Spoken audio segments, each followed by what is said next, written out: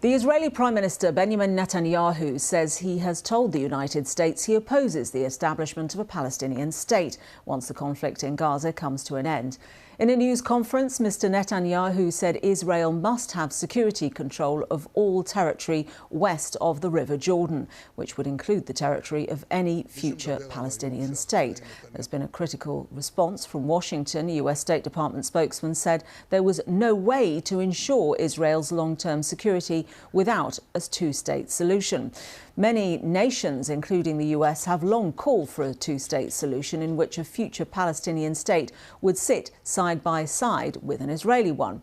Mr. Netanyahu, however, has spent much of his political career opposing Palestinian statehood. Let's have a listen to what he told Thursday's news conference. In any arrangement in the foreseeable future, with a settlement or without a settlement, Israel needs security control over all territory west of the Jordan River. This is a necessary condition and it clashes with the idea of Palestinian sovereignty. What can you do? I tell this truth to our American friends, and I also stopped the attempt to impose a reality on us that would harm Israel's security. The Prime Minister needs to be capable of saying no to our friends, saying no when necessary, and saying yes when possible.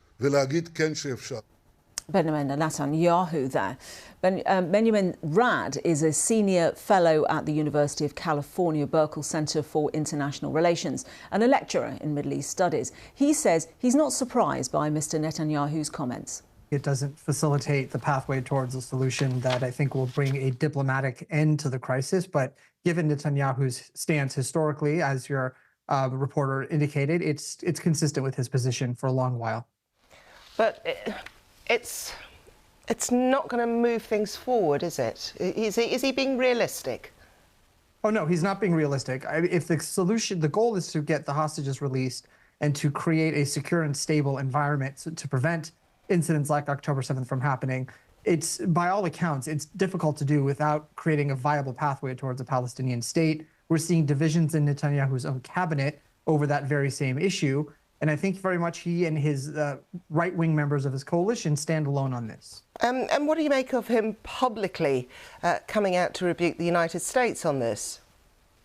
Well, this is very much for internal domestic consumption. Again, he has extremist members of his cabinet, and he's holding on to a very thin coalition in his ruling government. So if he doesn't come out and proclaim and stake these positions that he needs to maintain, he risks losing the support of those members of parliament who are, in effect, keeping him in power. My colleague there, Lukweza Burak, speaking to Benjamin Rad.